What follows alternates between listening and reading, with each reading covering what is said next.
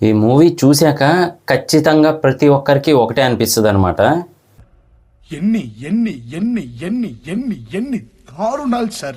కొన్ని సీన్స్ అయితే నిజంగా మనం అసలు ఏ సర్టిఫికెట్లో కూడా చూడమన్నమాట, అలా అయితే ఉంటాయి. నిజంగా అప్పట్లో ఇలా జరిగిందా అని తలుచుకుంటేనే ఒక మనిషిగా చాలా బాధ అనిపిస్తుంది ఎవరికైనా కూడా. నిజం చెప్పాలంటే ఇది అంతా జరిగింది కూడా ఏదో వేరే దేశంలోనో లేదంటే ఇంకెక్కడో కాదనమాట, మన ఇండియాలోనే, అందులోనూ మన తెలుగు రాష్ట్రంలోనే అంటే మాత్రం నిజంగా చాలా బాధ అనిపిస్తుంది.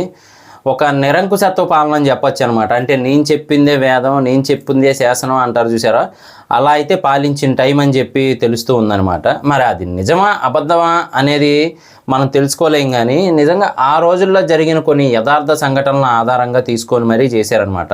అంటే జరిగినట్టు చూపించడానికి ట్రై చేశారని చెప్పి తెలుస్తూ ఉంది. అలాగే కొన్ని సీన్స్ అయితే అసలు మామూలుగా అనిపించదు అనమాట.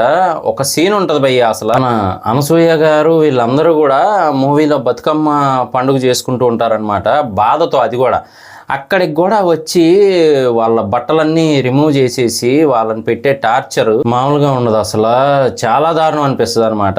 ఆ బట్టలు తీసేసి ఆ బెల్టులతో కొట్టి, కొరడాలతో కొట్టి, అసలు నిజంగా అలాగే వాళ్ళందరినీ సజీవ దహనం చేసేస్తారు. ఒక ఊర్లో ఉన్న మగవాళ్ళందరినీ చంపేయటం కానీ అసలు మరీ దారుణంగా ప్రవర్తిస్తారనమాట. ఆడవాళ్ళతో అయితే ఇంక చెప్పక్కర్లేదు, అలా బిహేవ్ చేస్తారు. మనకే రక్తం మరిగిపోద్ది అనమాట. అలా అనిపిస్తూ ఉంటుంది అసలు చూస్తూ ఉంటే మాత్రం.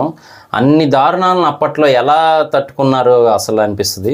కానీ వీటన్నిటికీ చెక్ పెడుతూ మాత్రం మన సర్దార్ వల్లభాయ్ పటేల్ గారు అయితే నెక్స్ట్ లెవెల్ అని చెప్పొచ్చు. నిజంగా ఉక్కు మనిషి అనడానికి ఇలా ఉంటారా ఆయన అనిపిస్తుంది అనమాట.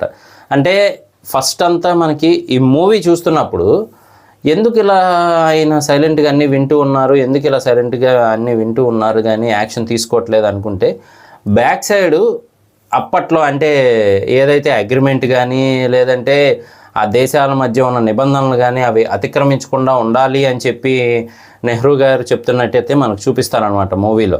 అంటే ఆయన ఏ యాక్షన్ తీసుకోవద్దు నైజాం మీద అనే టైప్లో చెప్తూ ఉంటారు. కానీ చివరికి ఒక సీన్లో అయితే మాత్రం సర్దార్ వల్లభాయ్ పటేల్ గారు, అంటే ఈ మూవీలో వల్లభాయ్ పటేల్ గారు నెహ్రూ గారు చెప్తూనే ఉంటారు, సైలెంట్గా లేచి వెళ్ళిపోతారనమాట. చెప్పేది కూడా కంప్లీట్ అవ్వకముందే లేచి వెళ్ళిపోతారు. ఆ రేంజ్లో అయితే ఉంటుంది. అలాగే ఇంకా అతను మిగతా సెక్యూరిటీ డిపార్ట్మెంట్ అవన్నీ చూసుకునే ఆయన్ని కూడా ఇలా చేయటం కరెక్ట్ కాదు అని అంటూ ఉంటే మాత్రం ఆయన ఏది చేసినా కరెక్ట్గానే ఉంటుంది సర్దార్ వల్లభాయ్ పటేల్ గారు. కావాలంటే నేను కూడా రాజీనామా చేసేస్తాను అని చెప్పి అయితే అంటారనమాట. సో ఆ రేంజ్లో అయితే ఆయన నిర్ణయాలు ఉన్నాయి అనే టైప్లో ఉంటుంది. అప్పటికి మిగతా వాళ్ళలో కొంతమంది బాగానే ఉంటారనమాట. అంటే ఇప్పుడు ముస్లిమ్స్లో కొంతమంది నైజాం పాలన రాంగ్ అని చెప్పి ఎవరైతే ఓపెన్గా చెప్తారో వాళ్ళని చంపేస్తారు కూడా. అంటే ఒకే మతం అయినప్పటికీ కూడా చంపేస్తారు. అలాగే మిగతా ఎవరైతే ఉంటారో వ్యతిరేకులు వాళ్ళందరినీ కూడా చంపుకుంటూ వెళ్తారనమాట. కానీ ఒకానొక స్టేజ్ వచ్చేపాటికి మిలిటరీ దిగిన తర్వాత మాత్రం మామూలుగా ఉండదు. నిజంగా మూవీ చూస్తున్నప్పుడు గూస్ బంప్స్ వచ్చేస్తాయి మీకైతే మాత్రం లాస్ట్లో. సో ఒకసారి చూడకపోతే మాత్రం చూడడానికి ట్రై చేయండి. అప్పటి పరిస్థితులు ఇలా ఉంటాయా అని చెప్పి తెలియని వాళ్ళకి తెలిసే ఛాన్స్ అయితే ఉంటుందన్నమాట. ఖచ్చితంగా చూడడానికి అయితే ట్రై చేయండి. ఎప్పుడు ఈ ఎంటర్టైన్మెంట్లు, ఐటమ్ సాంగ్లు ఇవే కాకుండా ఇలాంటివి కూడా చూస్తూ ఉండాలి. ఎందుకంటే డిఫరెంట్ మూవీస్ వస్తూ ఉన్నాయి, వాటిని మనం ఎంకరేజ్ చేస్తూ ఉండాలి. సో ఇది నా రివ్యూ మాత్రమే. మూవీ చూసిన తర్వాత మీకేమనిపించింది అనేది కింద కామెంట్ చేయడం మర్చిపోకండి. ఇంతకీ ఎందులో ఉంది అంటే మాత్రం ఆహాలో స్ట్రీమ్ అవుతూ ఉందన్నమాట.